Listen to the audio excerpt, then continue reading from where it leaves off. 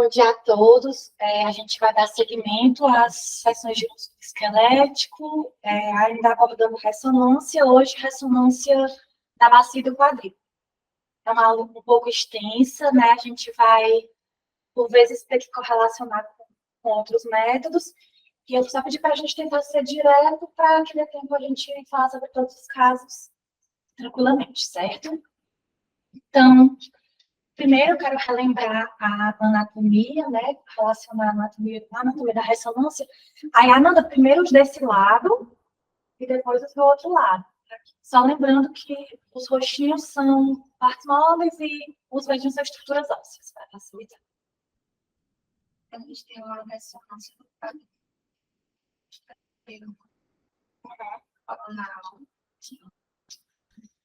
Aqui é um pouco disponível. Seja pessoas maior. Aqui a gente tem uma estrutura óssea, que é placental. Aqui a cabeça do pé.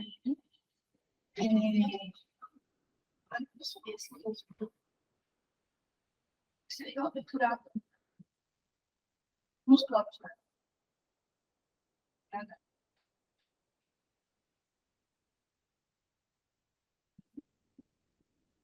Aqui está meio misturado, né? E aqui seria a cidade de ar. Aqui a gente vê que é a crista ilíaca.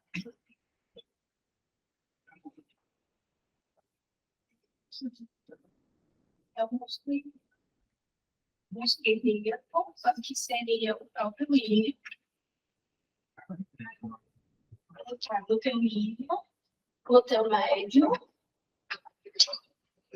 trocânter maior, aqui também tem um músculo que é o pubis.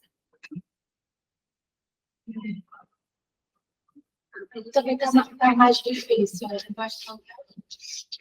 Aí, só rapidamente no axial também, algumas estruturas.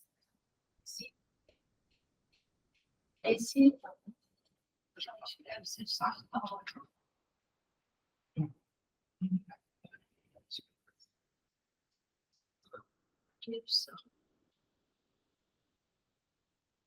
Que é o acentuado.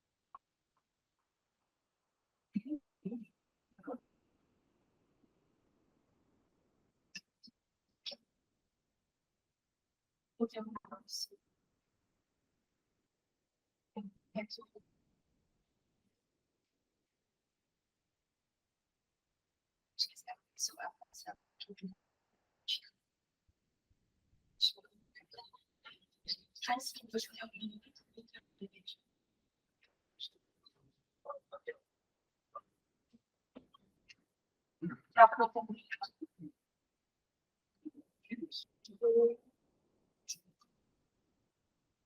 Já me feriu.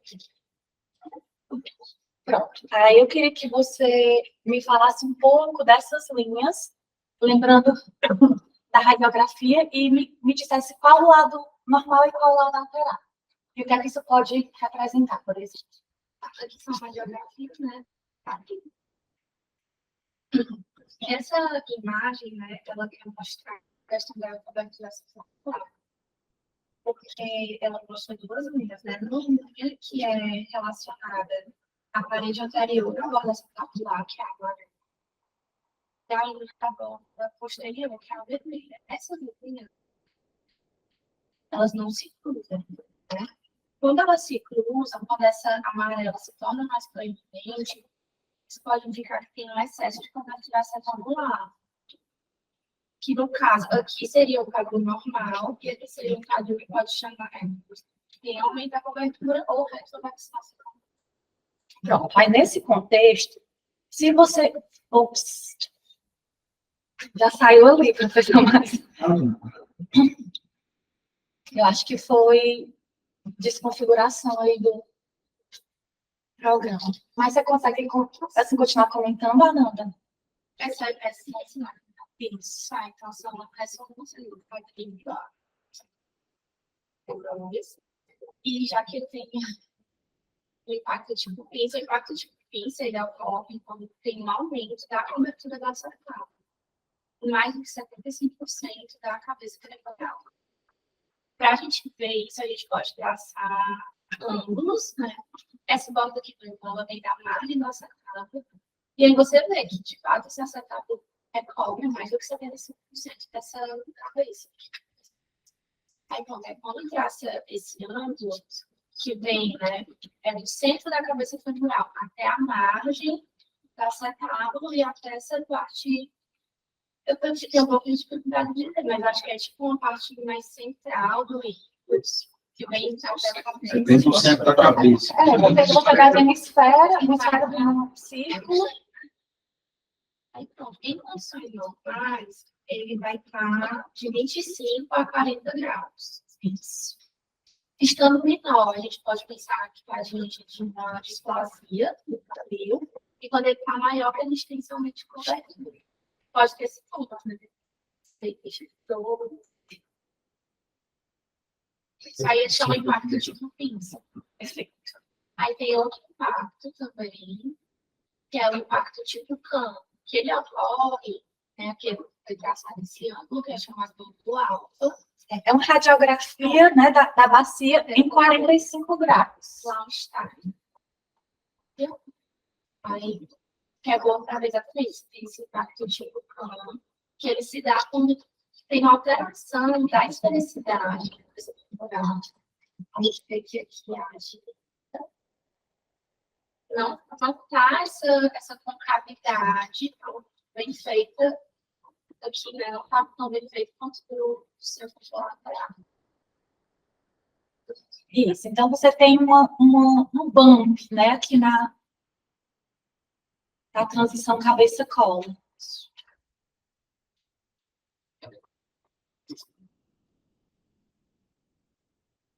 Eu acho que é isso também, a gente vê que isso faz. O abalamento da cortical anterior da transição da cabeça com o colo estrutural. Então, aí a gente traça esse ângulo. Você pode me falar o nome do ângulo, sobre os valores? É o ângulo alfa, isso. Então, ele vem da. É como se a gente radicasse para a parte mais estreita, aqui do longitudinal do polo femoral, até o seu centro, até a borda do acetábulo. Esse ângulo, ele normalmente ele vai estar. Não, aqui não é a borda, não, do acetábulo. Não, o acetato também. O acetato também tem 4 bolinhas vermelhas. Isso, ele está naquela posição da pontinha, aquela bolinha vermelha. É o ponto onde ele vai perder a esfericidade da cabeça. Até a acetato vai terminar antes, sabe? Aí vai ter um ponto que você vai perceber que a cabeça ela vai perder a esfericidade, porque ela se continua. Se ela se continuasse, fosse maior naquela topografia, exatamente porque tem a gordura ansiosa. Então vai dessa parte até esses dois que seriam mais estreitos. É assim, quando você tem o violão, né? Parece um violão, certo? Que ele faz isso aqui, que é o normal, a transição da cabeça com o colo vai estar bem aqui. Por quê? Porque ele faz essa concavidade aqui, entendeu? Quando ele forma a excrescência óssea, que é o bump, por conta do impacto, quando ele faz a rotação e a abdução, quando ele cria isso aqui, essa linha, essa transição, porque essa linha marca a transição. Essa transição deixa de estar aqui, passa para cá. Entendeu? Por quê? Porque aqui, ó, o que é que esse ângulo marca? Ele marca a transição da cabeça com o colo. Então, quando você tem a concavidade, né, essa transição da cabeça com o colo é aqui. Quando você forma o bump, a transição da cabeça com o colo passa a ser aqui. Aqui ou aqui, ele vai abrindo, entendeu? Então, é isso que significa. Então, você tem que marcar o ângulo, normalmente, quando é a transição. Normalmente é o quê? Uma concavidadezinha aqui, um violãozinho. Quando tem a excrescência óssea, que é esse abalamento aqui, o bump, então ele abre aqui e aumenta o ângulo. Eu acho que tem uma imagem normal, a gente pode mas como a Ananda falou, né, que é outro tipo de impacto, femoracelular, impacto tipo cano. O cano vem Pronto, Ananda. Tem do revólver, né? Tem do revólver, não, do negócio de motor, dos mecanismos de motor. Não é o mesmo. É o pistol grip. Pistol grip, Pronto, então, aqui só para ilustrar melhor, Amanda, aqui seria, né, a anatomia mais preservada, que na transição cabeça-colo, aí você vê bem a transição e o ângulo fica mais fechado. Aqui, como tem o bump, a transição vem bem para cá e o ângulo fica mais aberto. Então, o impacto femoral acetabular é uma condição que resulta da relação anatômica e funcional anormal entre o fêmur proximal e a borda acetabular, decorrente de movimentos repetitivos, pode ser primária, pode ser secundária, alguma outra condição. O impacto tipo CAN é esse decorrente da perda da concavidade da transição cabeça-colo femoral. E o impacto tipo pinça está relacionado à cobertura da cabeça do fêmur por parte do acetábulo. Lembrando que esses impactos eles podem estar sobrepostos. Aqui é uma radiografia da base. Que tem traçado de alguns ângulos e alguns motivos. Esse ângulo aqui, eu acho que isso é certo que já fizeram. A gente vê aqui a 121. Aqui 133. E aqui 123, eu acho. Ou seja, os dois estão normais, né? Se não me engano, é até 125 para vocês que chegar. 135, 140, depende da referência. Eles estão normais, né? Sendo que esse daqui está um pouco maior. Aí tem essa distância, a distância do colo, né? Aqui é o quê? 2,9, aqui é 3,6. Tudo bem, quando eles têm um colo maior, né? E é esse.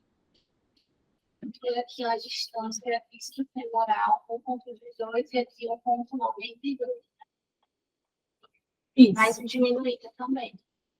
Eu acho que essa imagem é para a gente falar sobre outra coisa de impacto. Pode ter, mas agora o impacto femoral. Né? Que, pronto, a distância está diminuindo, mas tem outras coisas colaborando também, né? O palco maior que o outro lado e o palco menor. Isso. A gente sabe que o raio-x não é o método ideal para falar sobre esse tipo de impacto, né? A gente vai falar um pouco mais na ressonância, mas eu só quis trazer alguns achados que podem estar relacionados, né? Realmente aqui o valor está normal, não é uma coxa valga, mas a gente vê que comparativamente ao outro lado, esse ângulo está um pouco maior.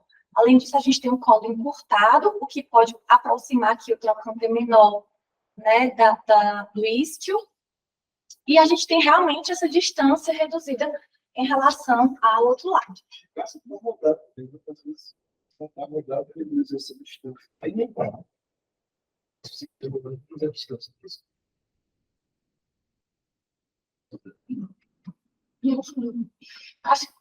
Quer continuar, Bruno? Eu não sei, eu acho que é. Um pouco mais, né? Na fase final, para mudar aí. Tá, é uma ressonância do quadril. Aqui eu já vou como é que seria a distância entre o menor. Entre o trocânter menor e o isquio. Que essa distância, se eu não me engano, o ideal é que ela esteja entre mais ou menos 2 centímetros, né? No caso, aqui estaria bem diminuído, só 5 milímetros, fazendo com que a gente enfim, né, que a gente está diante de um impacto isquiotemoral, principalmente se esse paciente tiver sintomas, né? De dor, isso. E aqui, ó, édemo. Aqui é um estímulo. Com essa sequência. Tu acha? É positivo. Tem dois pacientes. Exploração de cultura, mais difícil ver. Eu acho que é para mostrar. Isso. Isso, exatamente. Você conversa com você.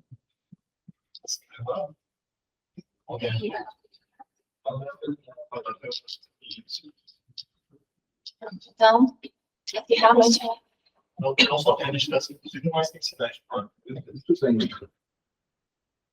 Pronto, aí eu trouxe aqui esse artigo que eu achei legal. Ele propõe duas distâncias, né?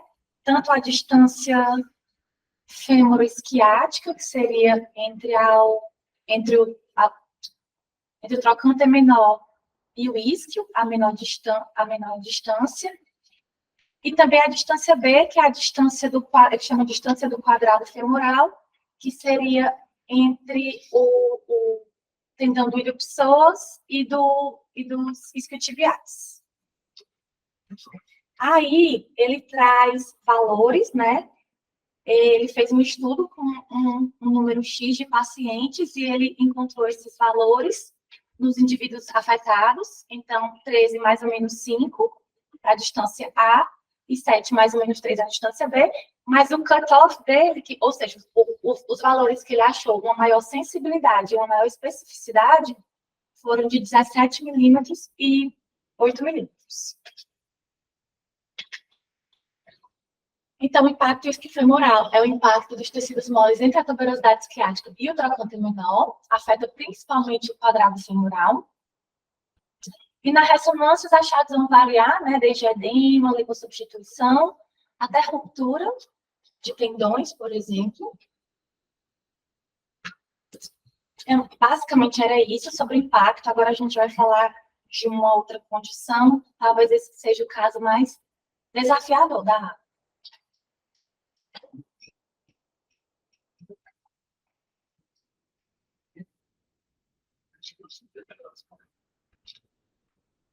Página 3, explicação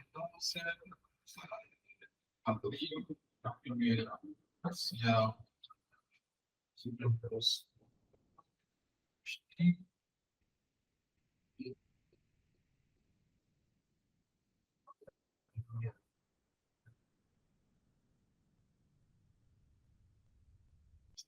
A gente pode ir guiando pelas setas também, Bruce, tentando ver o que ele está tentando mostrar aqui.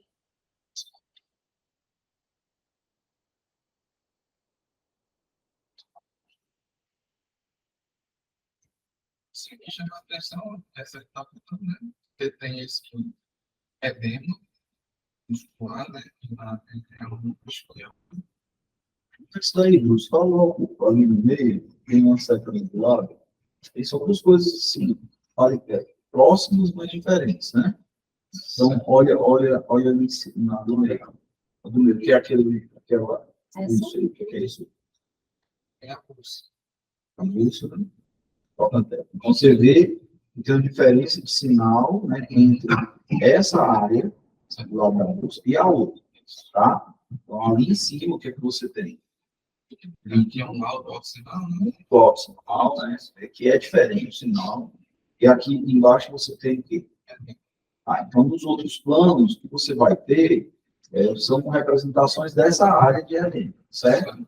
Um axial, no coronal, e ali é coronal também, né? É coronal também, né?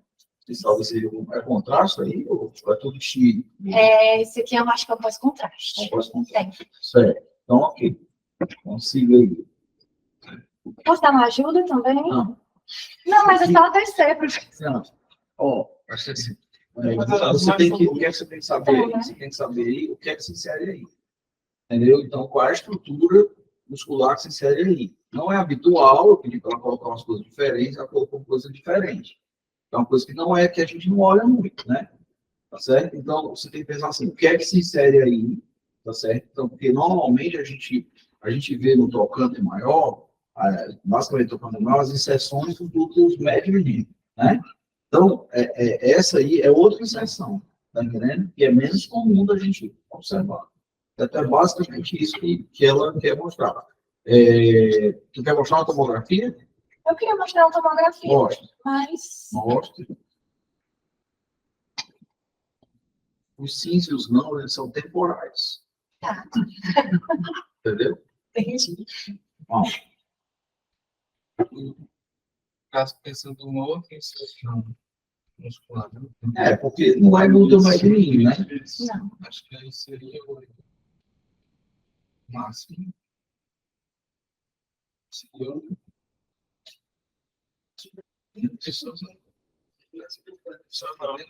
Está abaixo do trocânter femoral menor. Abaixo.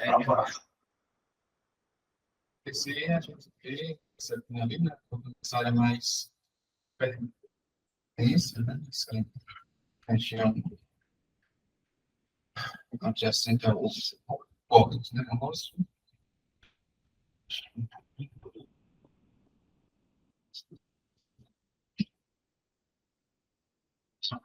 Nossa.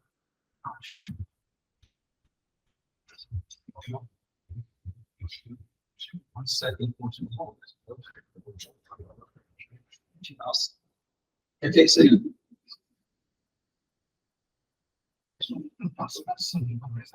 Ela tem tendinopatia, ou episopatia, desófilo.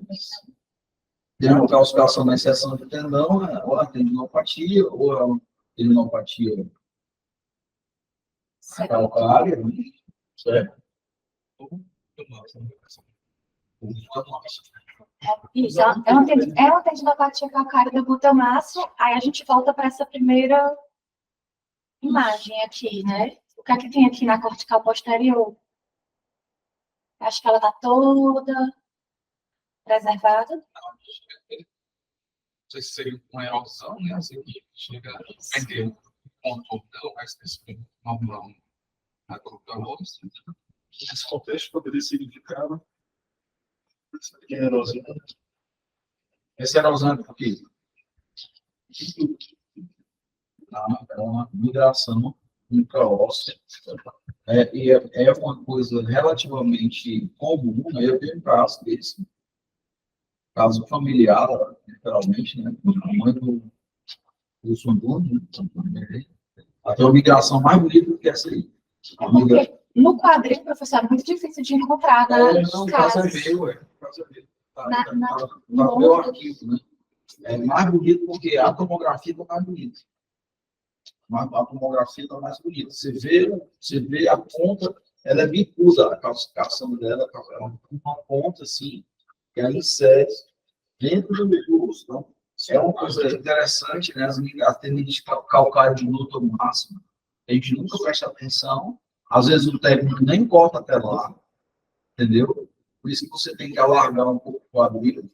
Às vezes o cara nem corta até onde se insere ali na aspas.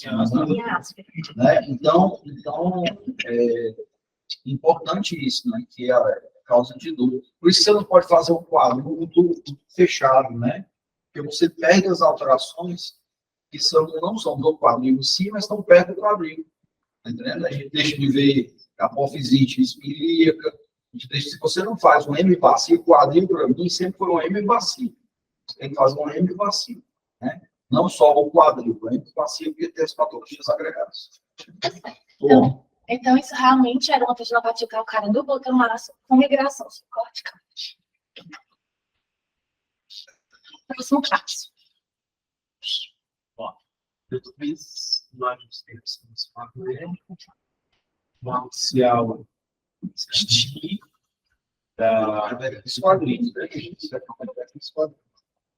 Como também aqui, o site sagital, acho, o sagital, e de quadril, e aqui em coronal tem muito quadril. Tá? Vamos ver. Tá. A gente observa, certo? Que bem, quando a gente comprar a lateral aqui, ao deprimo, bem pronunciado, aqui está uma fonte mais acima, né? Ele me veio.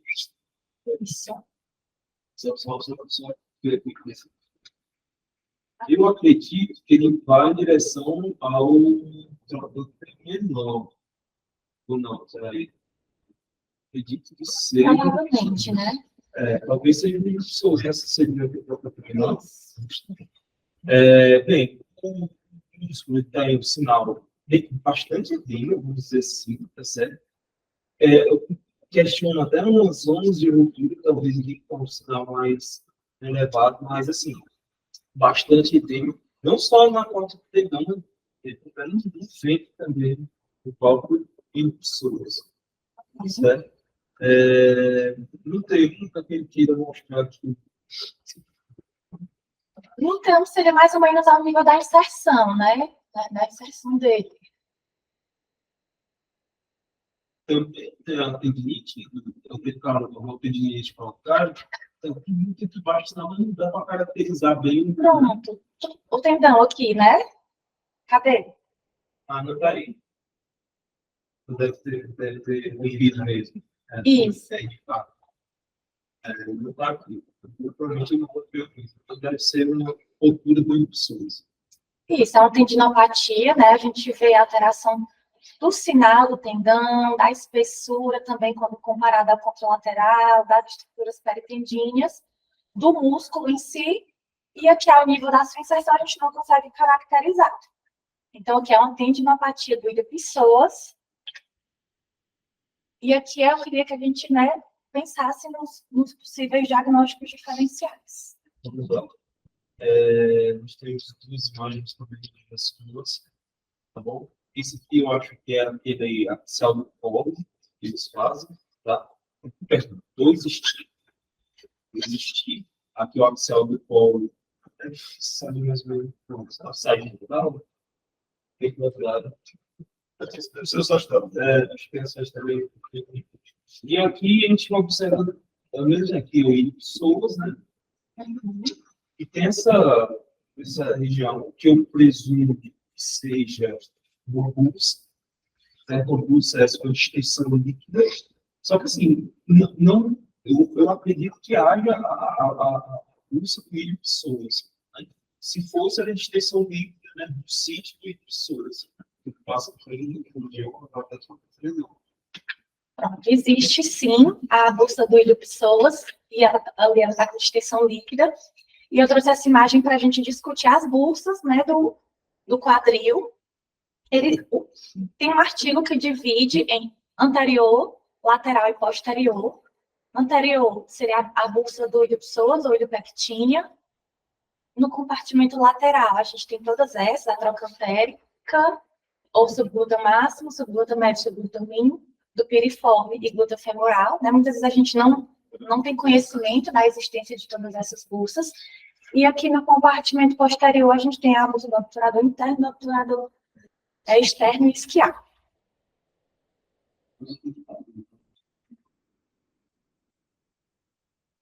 Eu trouxe um pouco das principais, né? A trocantérica. Ele mostra a anatomia do trocânter, ele divide o trocânter maior em anterior, lateral, posterior e posterior superior. E a bolsa trocantérica, ela fica aqui mais para posterior. A do glúteo médio fica aqui lateral, a gente consegue visualizar nessa imagem. A do glúteo mínimo fica um pouco mais anterior àquela, como a gente observa aqui. E aí o Dr. Cláudio pediu para trazer também, né, a bursite e os pitfalls, o que é que pode mimetizar. Então, aqui eu trouxe a bursa, né, em si, a bursite, cistos paralabrais ou cistos gangliônicos também podem mimetizar, Mora-Lavayer, doença de depósito, né, tendinopatia, estiramentos e rupturas.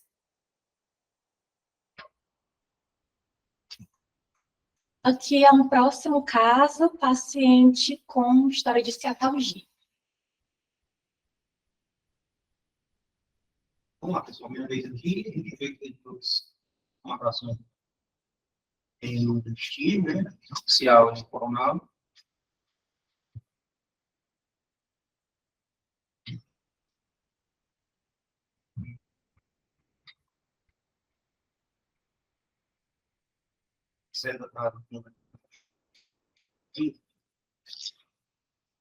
Aqui, né? Vamos focar aqui na...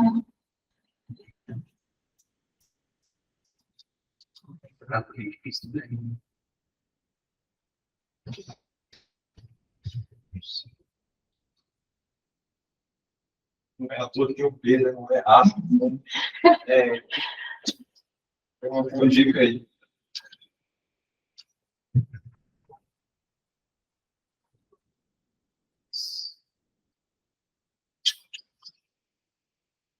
Se aí quiser ajudar, Já inglês, universidade. cara, aí, só uma dúvida, então, isso aqui, né, Nelson, não, né? Nelson. Não, acho que é não, isso aí. Nelson, não. Nelson. Está na pequena pelva, né? Está mostrando, tem que sempre olhar, né? Tem um lado e o outro também para você comparar as coisas. Né? Sim. Eu acho que esse pezinho aqui. E a primeira coisa é a anatomia, né? E a estrutura muscular é essa aí, tá? Né? A primeira coisa, nós falamos de músculo esquelético. Então, o problema aqui é esquelético. Nós temos que. Assim, vamos saber se a alteração é Nós temos que. Não, é boa. Nós temos que ver, né? Estrutura musculoesquelética. Então, quais são os músculos que estão na região?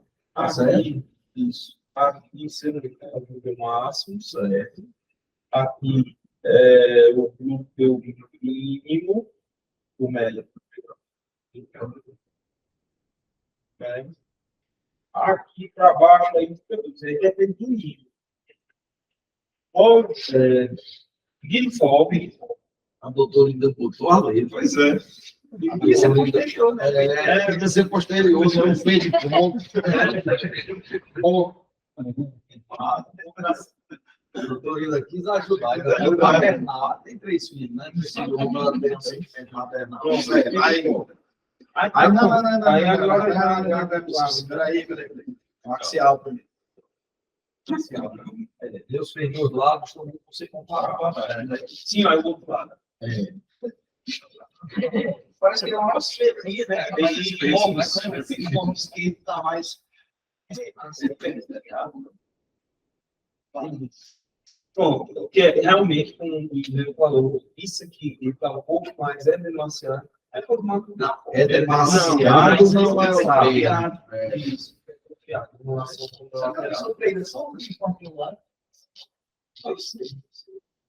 Aqui, que é a topografia do meio do ciático.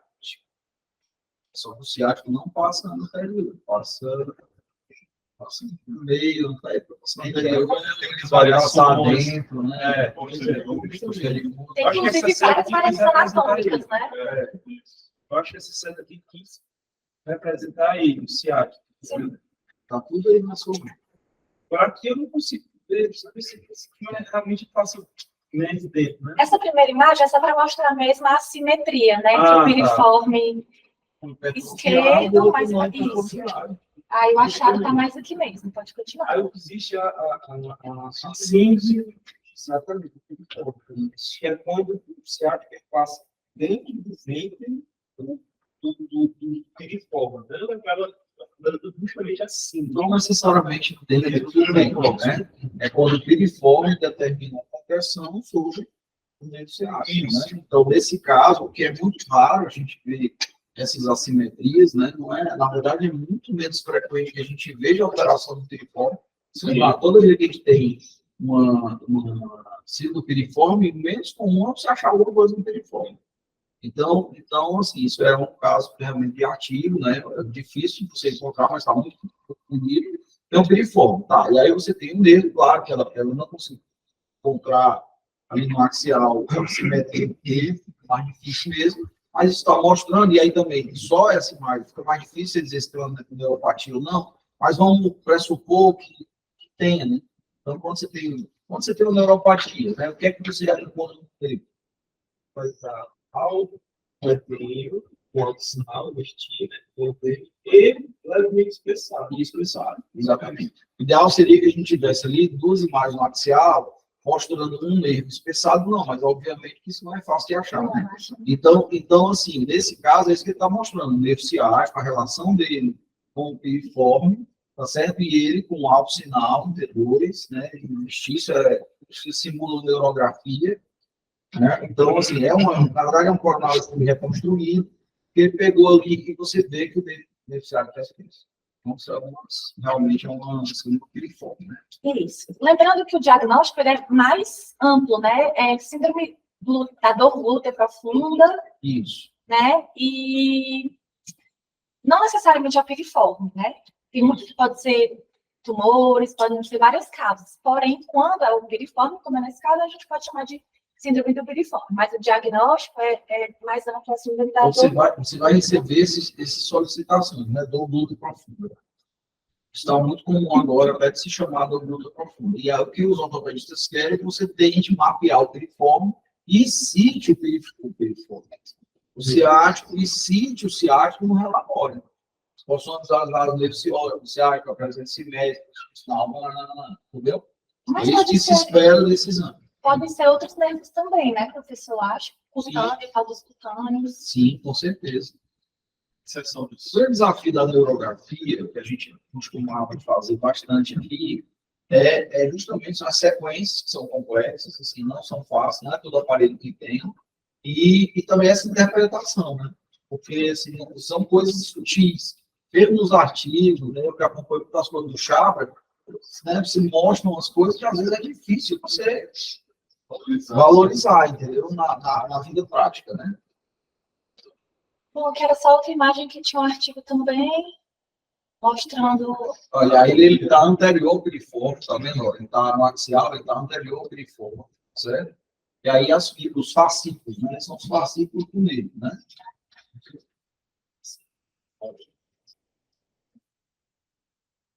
E aqui também é uma imagem ilustrativa, mas como eu falei, tem várias variantes anatômicas, mas só mostrando que uma das relações que ele pode ter com o piriforme é essa. Mas ele pode estar dividido, pode passar meio, pode passar de várias formas. Próximo caso, paciente masculino de 45 anos com estereofibrose de Crohn. A gente Bora lá. A gente vê aqui duas informações hormonais, uma cirurgia do intestino, a sequência de Crohn, né? 55 anos, é paciente jovem, né? jovem, né? Deixa eu dar uma olhadinha aqui. Ó, vamos chamar a atenção aqui, né? É a irregularidade das cabeças femorais, da perda da própria esfericidade. Tem um baixo sinal relativo ao sinal do músculo, né? E o sinalzinho. Ok, na cetábula eu não vejo nada demais. Mas quando a gente vê vestir, há um edema ósseo, né? Na antiquino direito, na cabeça femoral direita. Se estende ao colo, pega até a cetábula também. Esquerda tem menos. Esse conceito uma corticoide, né? Pode pensar. Falta mais descrição aí. Escreva mais aí. Saco, Você falou mais do edema do falei que da edema, da do que mais. irregularidade, quase mas tem uma relação com isso pode ter. Acho que tem um bumpzinho também aqui. Não. Assim, ó, vamos lá. Está falando da cabeça do fêmur, certo? Então, toda estrutura que é examinada por imagem é morfologia, contornos, dimensões de sinal. Tudo, ovário, morfologia, contorno, dimensão, sinal, textura, né, que seja, densidade. Então, aí você falou do sinal, que é o edema ósseo que a gente tem, que tem o hipos, tá? Então, como é que está o resto das coisas? Morfologia, falar só da cabeça. Como é que está a morfologia da cabeça? Como é que está o contorno da cabeça? Ela perdeu a esfericidade, né? O professor está irregular. Certo, está irregular. Verdade. Não, agora estou vendo aqui no T2, não está tão achatada como achei que tivesse, né? Achatamento. Não, olha no T1. Aí, Aqui. não, né? Então, você tem duas áreas diferentes aí, né? No T1, vamos olhar o T1, certo? O T1 do lado esquerdo aí, qual é a área que está normal, qual é a área que está alterada? A área campeonato é essa região mais superior. Essa região superior, a epífise, a porção mais superior da epífise, né? Subcortical. Do outro lado também, mas qual a diferença do lado direito e do lado esquerdo? Esclerose, né? Conta da vacinal, edema também. Certo. Do lado direito tem o que ainda? O sinal alto em T1 do lado direito significa o quê? Na cabeça do fêmur. Sinal alto em T1 é isso aí, né? Polissubstituição. Exato. Ainda tem gordura no trabeculado, né? O trabeculado está alterado, mas ainda tem uma certa preservação em relação ao outro lado, certo? Então, o que é que aconteceu aí? Como é que está essa cabeça? Se fosse um raio-x, como é que está essa cabeça? Aí bem redondo, né, professor? Esclerótico, acredito. E estruturalmente, o que foi que aconteceu aí?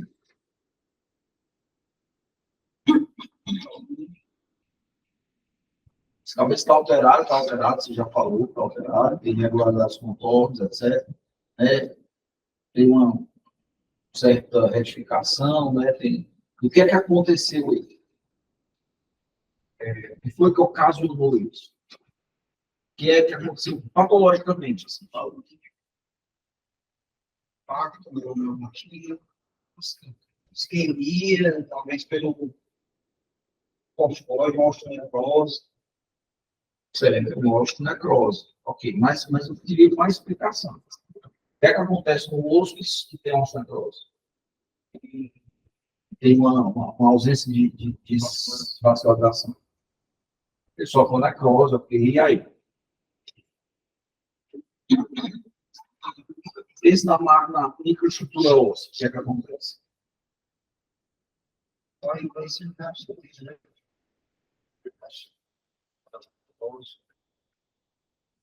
Mais alguma coisa? Tem, né, os outros casos, devido à aí vai variar muito da causa. Certo. Tá. Aí, naquele processo que Deus passa a sofrer.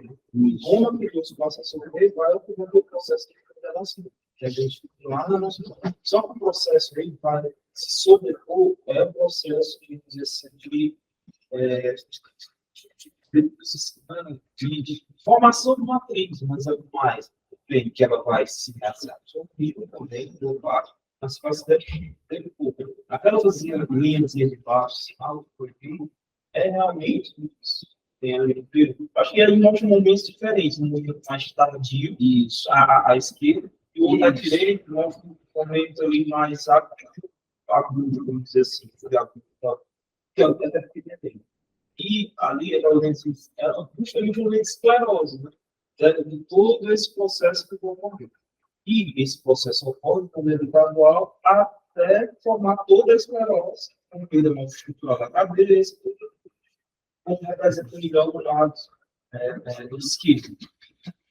Eu acho que o ponto-chave, realmente, lembrando das aulas do começo, é legal, mas são microtraumas de repetição. Você tem microtraumas, os pacientes com microtraumas ou até microtraumas, porque os primeiros sendo reduzido, não vai ter um rebordamento pós como esperado, então você tem perda da esfericidade, retificação, vai ter a área realmente, a área bem determinada pela faixa esclerótica, geralmente simpliginosa, com tecido gorduroso central. Então, eu procuro lembrar sempre disso. Por quê? Porque a medula óssea gordurosa vai estar preservada naquela região, mas aquela vascularização que foi interrompida naquela região onde teve a osteoporose, que faz aquela área simpliginosa, ela acaba delimitada e muitas vezes não vai ver X. Então, cuidado com a esclerose. A esclerose, nesse caso, a gente só tem derivado, né, se fosse ser. Então, a gente teria talvez um X normal, sem ter talvez, claro, depende da variação da retificação da cabeça do lado direito. E aí, evoluindo cronicamente, aquele osso vai realmente sofrer com os traumas que, sem sangue chegando lá para ter uma modulação de costa adequada, não tem deposição de uma matriz adequada, e aí ele vai ficando cada vez mais esclerótico. É o que o osso consegue fazer. Então, ainda tem osteoblasto que consegue colocar uma deposição de matriz, não é corticalizado, não vai aguentar o trauma. E aí vai demorar. É uma matriz mais fraca. É uma matriz mais fraca. Ela não tem cortical, né? Não é corticalizada. Pronto, e o que é mais importante a gente lembrar nesse caso é a morfologia, né? Que ela é meio convexa, meio encúnea mesmo. Porque isso pode nos ajudar, além da história, a ter um diagnóstico mais certeiro, né? Então, que é mais ou menos o que a gente falou, a cabeça femoral é o local mais comum de necrose avascular, isso se dá devido, né, à vascularização da região. A vascularização é predominantemente pela artéria circunflexa medial, que é ramo da femoral profunda. Ela lança esses ramos, ramo anterior, ramo superior, e por esses motivos, né, apenas alguns ramos, tem alguns locais mais susceptíveis, vai tendo os microtraumas, e aí o que já foi discutido. Coisa importante, né? Quando você tem uma fratura do colo do fêmur, né? Essa vascularização, ela acaba. Então, o risco de você ter uma necrose, tanto na cabeça do fêmur quanto na cabeça do úmero, também acontece uma coisa semelhante, né? Quando você tem uma fratura de colo, o risco é você ter uma fratura de colo com uma necrose da cabeça subsequente. Então, muitas vezes, a opção é por fazer uma prótese, ao invés de fazer uma haste intramedular, né? Sim. Aqui também só reforçando a morfologia, né? Que a grande maioria tem essa morfologia convexa. Como eu falei, a cabeça femoral é o local mais comum, ocorre devido à interrupção do suprimento sanguíneo, pode ser traumático ou atraumática. Eu não trouxe esse ano, né, mas só lembrar que o leque perto é o epônimo da necrose vascular idiopática juvenil. E se caracteriza pela necrose imatura. E com o passar da doença e sua progressão, vai havendo um colapso da superfície articular, mostrou artrite secundária precoce, e aí o paciente vai acabar evoluindo para uma artroplastia total. Bom, aqui é um raio-x, eu vou adiantar um pouco, porque ainda tem alguns casos, né? Mas o raio-x não tinha nenhum achado muito significativo para o que eu quero mostrar. Só talvez algumas alterações degenerativas. Paciente feminino, 67 anos, com história de dor. E a gente tem ressonâncias, corte coronal axial, tem um espinho, e aí o que chama mais a atenção é essa linha, né, de baixo sinal, a superfície mais superior, esse femoral, e aí no espinho, um CPT no osso também, né, assim, mais alto sinal, na cabeça femoral. E aí parece que é um fator mesmo, né? Isso. Aí eu penso assim, Aí esse traço de fratura, ele é meio que paralelo, né? Aí, assim, isso é uma entidade, né? Certo? Então, assim, isso tem uma causa, você lembra, assim, o que entidade é, qual é a causa?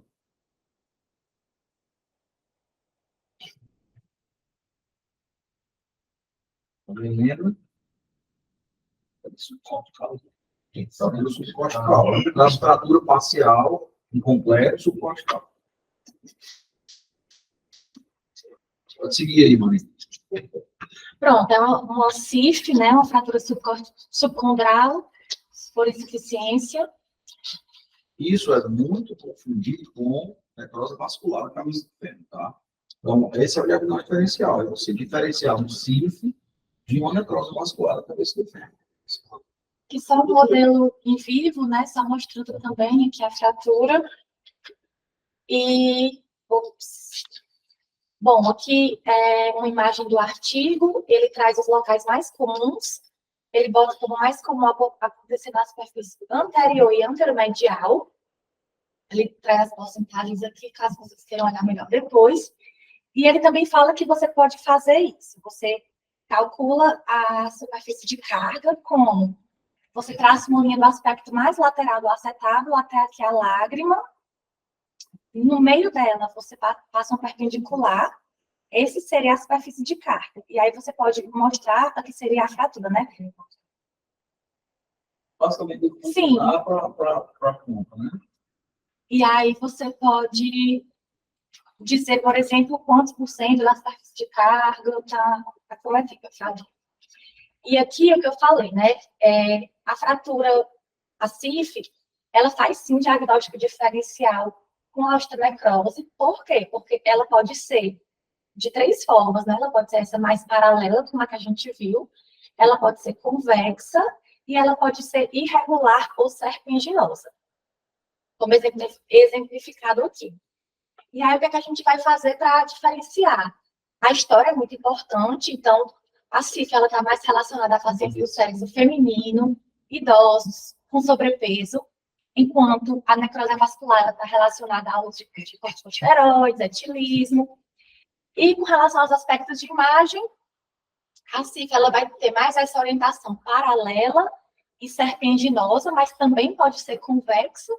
E a necrose vascular, basicamente, né, é a linha convexa. Então, aqui só para ilustrar que é uma necrose vascular e aqui é a CIF. Paciente de 18 anos, atleta, também vou adiantar um pouco essa radiografia inicial, foi dada como normal. E aí a gente tem essa ressonância aqui.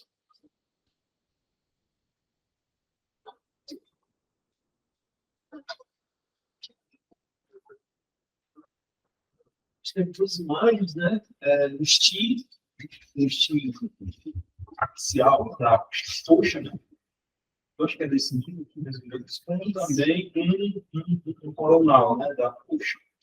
A gente observa um discreto, não é dele, periosteal, como também líquido adjacente ao periósteo, né? Como a gente observa aqui, tá bom? Aqui no sagital a gente já vê a extensão dele, tá? Desse líquido periosteal. Talvez, se a gente der uma olhadinha bem discreta, há um certo pensamento dentro do periósteo. Talvez, por exemplo, Não sei, né? Talvez tenha, viu? Talvez tenha. Parece que tem um pontinho ali que tem um sinal um pouco mais alto. Pois é, aqui, né? Exato. Parece que tem.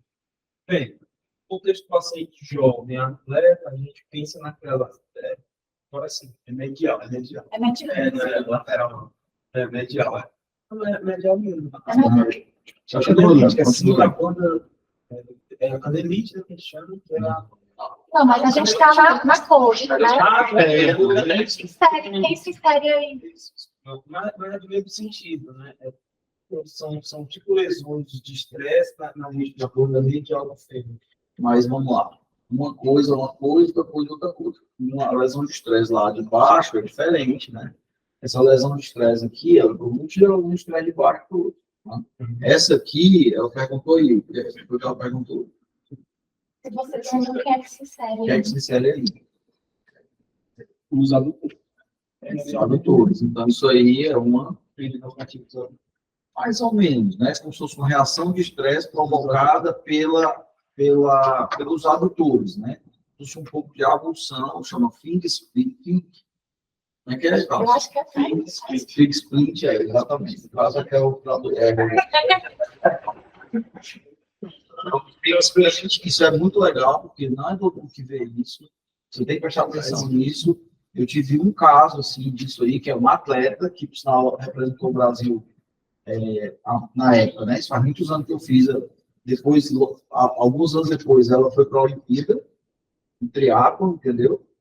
Brasileira, e ela teve um finger split, porque usava muitos adutores, bicicleta, né? Fazia triatlo, muitos bicicleta, então foi finger split. Há muitos anos antes de ter ir para a Olimpíada, né? Bom, e aqui 10 semanas depois tinha uma discreta reação periosteal bem feita. Que aí não vai fazer aquela avulsão de arrancar um pedaço, Zé. Não é bem esse tipo de avulsão, ela é puxa do periósteo, né? Mas às vezes você vai até no raio-x e enxerga muito assim, né? Claro, às vezes é mais grosseiro. Né? Bailarinas também, né? Está relacionada à prática de esporte, atividade física, estratificação crônica nos adutores em seu local de inserção ao longo da margem posteromedial da diáfise média, né? Então, adutor curto, adutor longo. Pode evoluir com fratura de estresse, só que exemplifica. Próximo caso são 2 casos. Olha isso. Olá, pessoal, é o seguinte, a gente veio duas reclamações com a mão, a primeira aqui do lado esquerdo, certo? Aqui tem uma que é um PET-7. Observe que essa linha aqui embaixo do sinal de T1, que permanece embaixo do sinal de T2 no colo, associa-se com a área de edema ósseo, aqui no PET-7.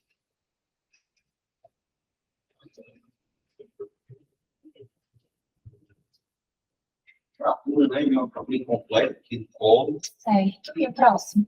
A gente... Próximo. Isso que eu sei, eu lembro da minha aula aqui de fraturas. Aqui é uma fratura também completa de amargento da piáfise. Também tem uma área de edema ósseo, também associada com intestino. É aquela fratura com quem tomar lendronato. Tá, então ela é no aspecto que? Aspecto lateral. No aspecto, pronto, o que diferenciam essas duas fraturas, principalmente, é porque essa aqui é no aspecto medial, essa aqui é no aspecto lateral. Então... É aquelas fraturas de... A primeira é o quê? Aumento, fratura de insuficiência. Insuficiência é essa aquela típica. Pronto, que era Ele fratura fala de contra essa insuficiência. Fala contra essa experiência. Ele fala contra. É o local do cara. Estresse, né? Eu vou colocar não só o seu fato de ser local clássico, você estresse, mas se eu coloco de jovem, tem o óleo, exatamente, tem o óleo, mas você vê que é um quadrinho que não tem opção morativa.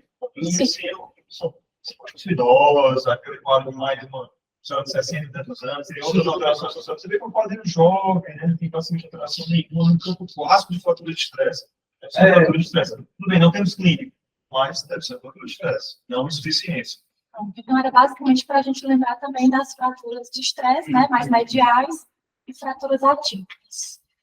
Aí eu trouxe essa imagem, né, lembrar que lateral são fraturas mais de tensão e medial são fraturas de compressão.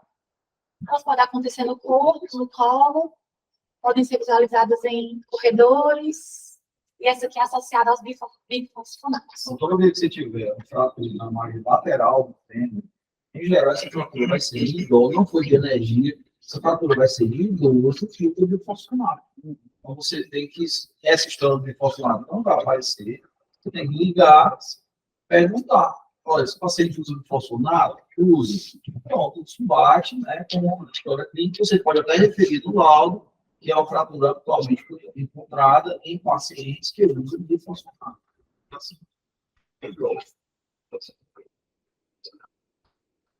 Então, as lesões de estresse, né? Relembrar que é um desequilíbrio entre a atividade osteoblástica e osteoclástica, resultado de sobrecargas cíclicas de intensidade inferior à resistência óssea sobre o tecido ósseo saudável, né? Normalmente. E aí ela tem os graus. O grau 1 seria apenas um edema ósseo inferior a 6 milímetros, o grau 2, o edema superior a 6 milímetros na sua espessura. O grau 3 tem uma linha que ela atinge menos da metade da espessura do colo. E o grau 4 acima de 50%. Eu tenho um caso, uma médica, que ela fez fratura de estresse, grau 4, né, ali. Daí ela não parou de treinar, fez uma fratura completa do colo. Aí colocou uma haste, não deu certo, botou a prótese. E 6 meses depois, eu bati uma foto dela na corrida da Pague Menos, eu e ela, aí mandei para o ortopedista que operou, né, disse, Ronaldo, né, mandei isso, coloque sua prótese no Dr. Ronaldo Silva e corra 6 meses depois.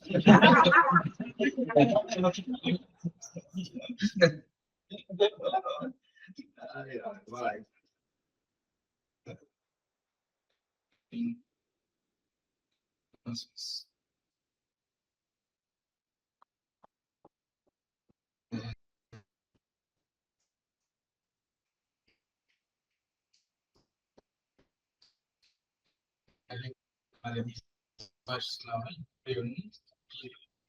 Pode sinal, mas não posso, né? Tanto na região mais lateral direita, como na esquerda também. E aí, no P1, a gente vê também essa linha mais baixo sinal vertical, aqui também. E aí, no P2, ele também consegue ver, confirmando a fratura no saco, da traseira completa, vertical.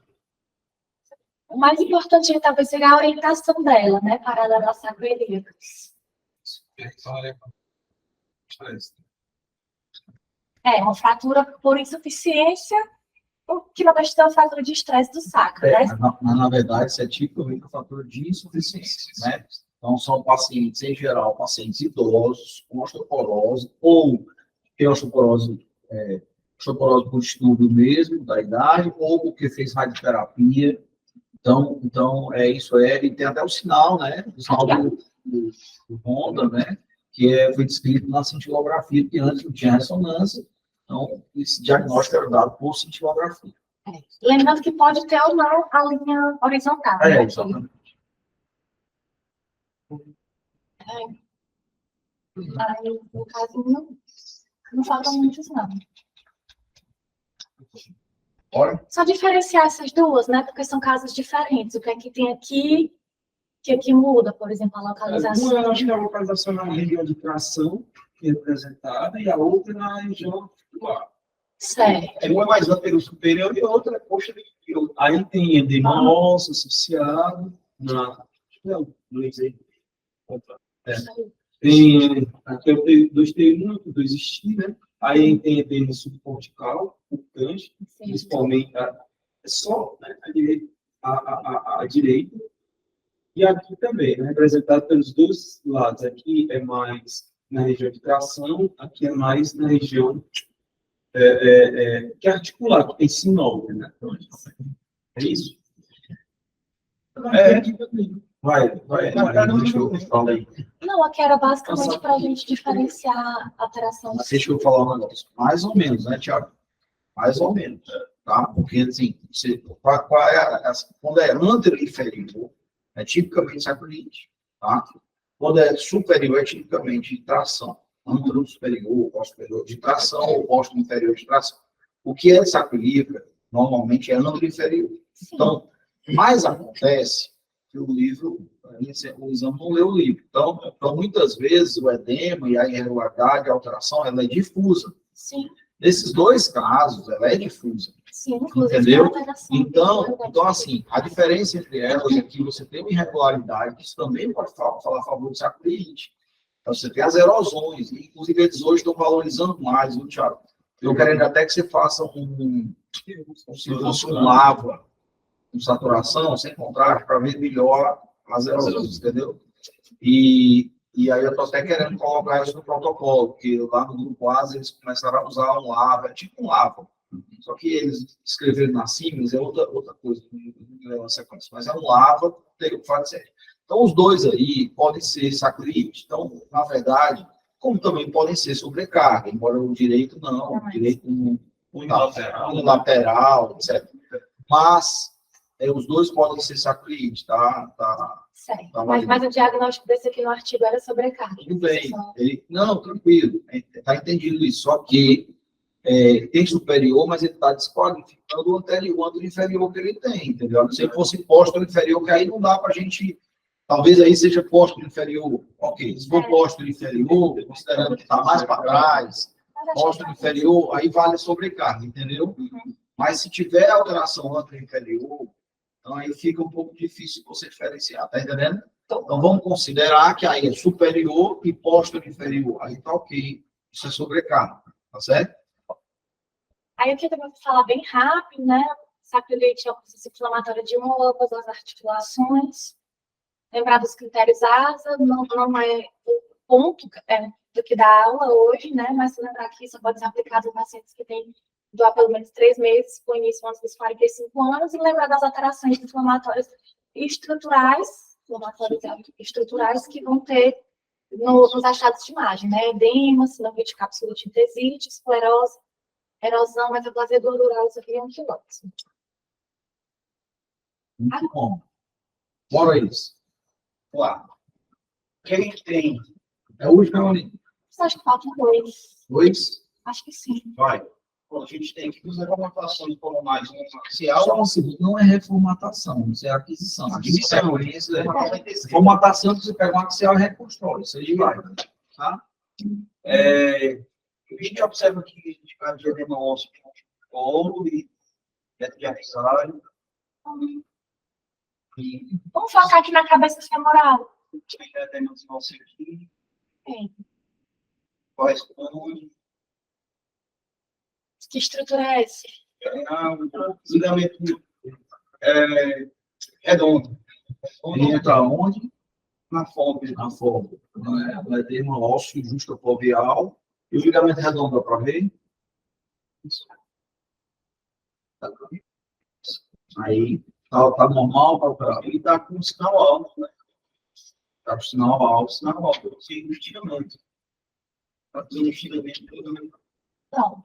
Opa. Isso é uma coisa que a gente tem que olhar, tá? E não é comum, que normalmente a gente não olha, certo? Só lembrando aqui que também pode ter ruptura parcial, ruptura completa. Isso. E aqui é uma degeneração. Eles chamam de frame mesmo. Frame, né? Do início. Exatamente. E parece mesmo, né? Meio Desculpa aí, como é que é isso? É isso aí. Então, essa Eu chamo Fred. E lembrar também. Nós temos caso aqui na gravação. E lembrar também da genesia, certo? Lembrar que tem a genesia. Tá?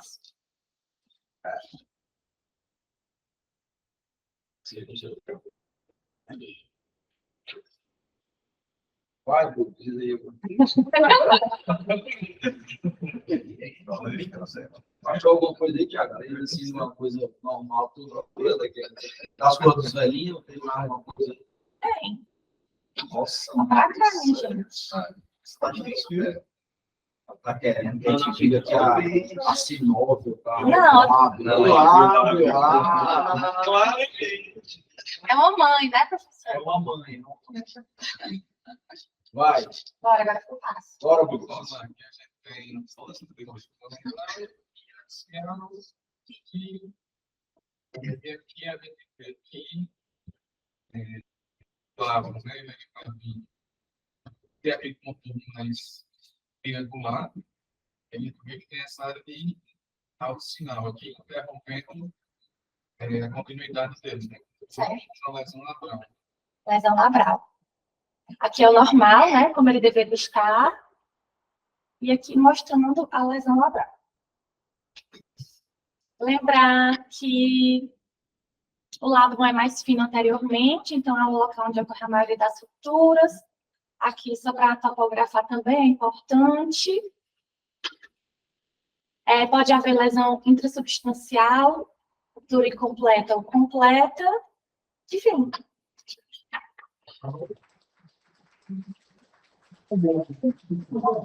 Aula complicada, né? Porque é muito grande, mas assim, consegui mostrar aí todas as alterações importantes.